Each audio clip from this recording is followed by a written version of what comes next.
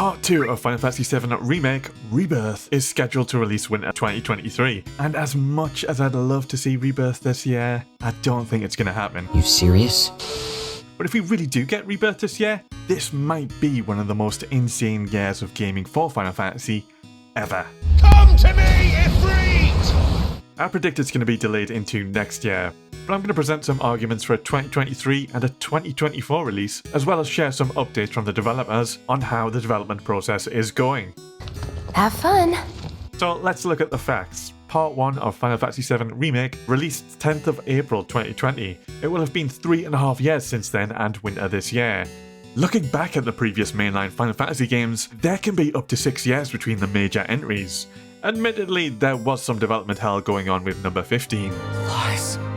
But here's the thing, a lot of the foundations have already been developed with the existing 7 Remake. It's not like we're doing an entirely new Final Fantasy that needs new characters.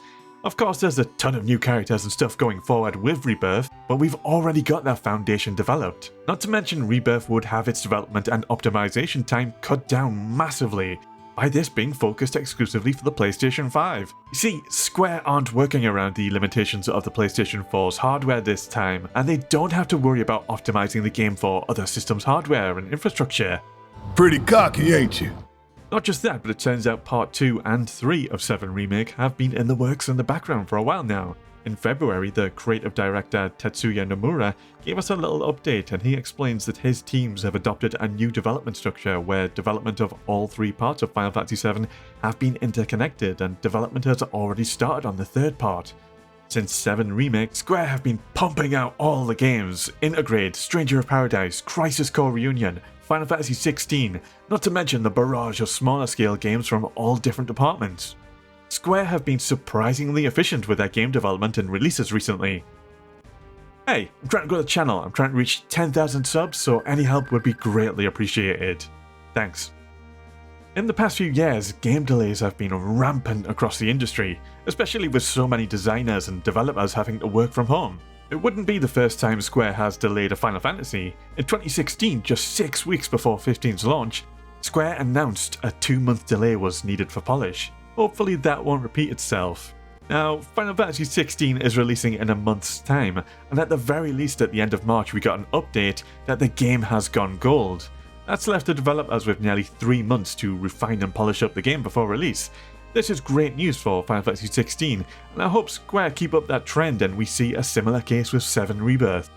Now, games companies generally like to release their games around winter to make the most from Christmas sales, and that's to the point of games being released unfinished and broken rather than miss the opportunity for those sweet Christmas sales. So I hope if we do see a winter release this year with Rebirth, it is up to the same quality and polish as the previous entry.